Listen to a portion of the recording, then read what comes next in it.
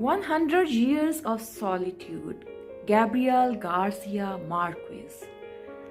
ये वो नावल है जिसको नोबेल प्राइज़ मिल चुका है और जिसको लिटरेचर की दुनिया का एक आलम शाहकार माना जाता है। एक तबाही नावल है, इस कदर खौफनाक और सच्चा, ऑनेस्ट, बोल्ड, और शायद यही वजह है कि इसकी इतनी शोहरत की वजह भी शायद यही है कि राइटर ने, आप समझें कि अपना कलम तोड़ दिया है ये लिख के। मार्क्वेज ने जिस कदर सटलनेस के साथ, जिस कदर सच्चाई के साथ, ऑनेस्टी के साथ, जिस तरह से उसने एक पूरी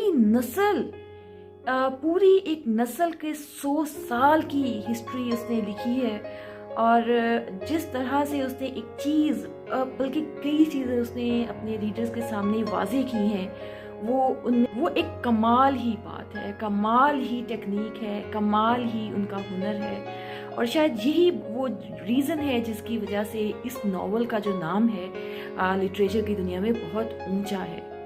ज़िंदगी इंसानों के लिए कितनी मुश्किल हो सकती है, कैसे इंसान तन्हाइयों में हज़ारों लोगों के बीच में रहते हुए तन्हा हो सकते हैं, और उस तन्हाई से लड़ते लड़ते इंसान किन किन स्टेजेस से गुजर जाता है, और उसकी नस्लें किन किन स्टेजेस से गुजरती हैं, और क्या क्या देखती हैं, और कहाँ कहाँ से गुजरती हैं। ये इस कदर खूबसूरती से, इस कदर सच्चाई से, इस कदर ऑनेस्ट तरीके से मार्क्वेज ने इस नावल में लिखा है कि पढ़ने वाला हैरान हो जाता है।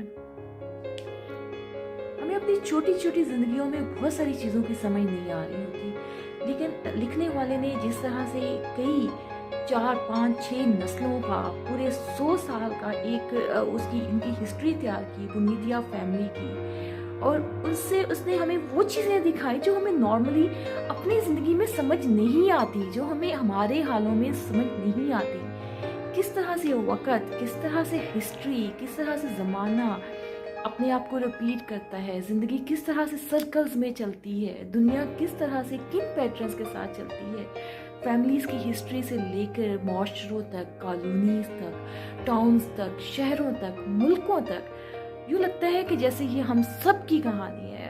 राइटर ने तो अमेरिका की किसी रियासत की, मैक्सिको की ये कहानी लिखी है, लेकिन हम जब इसको पढ़ते हैं तो हमें लगता है ये हमारी कहानी है। हमें ये लगता है हम दुनिया के कौन से चौथे कोने में बैठे हुए हैं, तीसरी दुनिया में, लेकिन हमें लगता है ये तो हमारे लोगों की कहानी है, ये तो हमारे मुल्कों की कहानी है। ये वो ज़िंदगी है जो हम अपने आस पास, अपने इर्द गिर्द, अपने दाएं बाएं हर तरफ देखते हैं, जिसको हमने देखा हुआ है, जिसको हमने समझा हुआ है, जिसको हम जानते हैं। ये कोई ऐसी दुनिया की कहानी नहीं है जो कहीं ऐसी जिसको समझने के लिए हमें समझ नहीं आती है। ये तो वो चीज़ें हैं जिनको हम खुली आंखों से देखते हैं, जिनको हमने अपने अपने माशरों में रहते हुए, अपने इलाकों में, अपने घरों में रहते हुए देखा हुआ है। यूनिवर्सल थीम्स इंसान की सॉलिट्यूड का, उसकी मेलंकली का, उसके दुखों का, उसकी तन्हाई का, उसकी बेबसी का, उसकी लिमिटेड अप्रोच का एक सागा है। बहुत सारी जगहों पे इस किताब को, इस नावल को पढ़ के मुझे ये लगता है, आप कह सकते हैं इसमें बहुत सारी ऐसी चीज़ें हैं जिन पे एतराज़, पढ़ने वाला रीडर जिनको लेके इन पे एतराज़ कर सकता है। पर इसे पढ़ते हुए मुझे बार बार लगा कि ये तो बहुत सारी मजहबी किताबों से ज़्यादा मॉरल लेसन ये किताब दे रही है, क्योंकि ये इंसान को दिखा रही है कि कौन से रास्तों पे, कौन से कामों में इंसान उलझता है और कहाँ से कहाँ चला जाता है। ये तो इंसान को वो सटल तस्वीर दिखा रही है उसकी ज़िंदगी की, कि जो उसको एक इतना क्लियर आइडिया देती है, जो बाज़ दफ़ा आपको मजहबी किताबें या आपकी मॉरल बुक्स जो हैं वो इतना क्लियर आपको उसका रुख नहीं दिखा पाती हैं। इंसान अपने मुकद्दर में, अपनी लिखी हुई तकरीर में फंसा हुआ है, और वो जितनी भी कोशिश कर ले, वो जाने अनजाने में, जानते बूझते किसी ना किसी तरह से फंस के बेहाल होकर अपने उस अंजाम को पहुंचता है जो कहीं पहले ही, बहुत पहले किसी दूसरी जगह पर लिखा हुआ होता है। और इंसान किस कदर बेबस है, इंसान उस लिखे हुए मुकद्दर के सामने किस कदर बेबस है। बहुत गंभीर नावल, बहुत मोटी किताब, बहुत गंभीर नावल, 500 सफ़ात, बेतहाशा अल्फाज, बहुत ज़्यादा वोकेबलरी।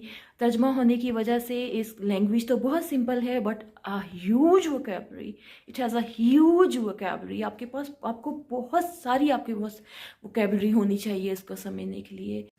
और ये किताब ऐसी नहीं है कि जिसके लिए एक रीड काफ़ी हो। ये किताब ऐसी है कि इसको आपको बार बार पढ़ना पड़ेगा, और आप जितनी दफ़ा पढ़ेंगे आप उसमें से उतने ही ज़्यादा मानी अखज़ कर सकेंगे, आप उसको उतना ही ज़्यादा समझ सकेंगे। मैंने भी इसको अभी एक दफ़ा पढ़ा है और मैंने इसको उन किताबों में रखा है जिनको मैंने दोबारा पढ़ना है, क्योंकि ये किताब आप एक दफ़ा की रीड में उस तरह से नहीं समझ सकते। इसको आपको कई दफ़ा पढ़ना पड़ेगा, कई दफ़ा पढ़ना पड़ेगा, ये देखने के लिए, ये सोचने के लिए कि राइटर ने इसमें क्या क्या कुछ कह दिया है।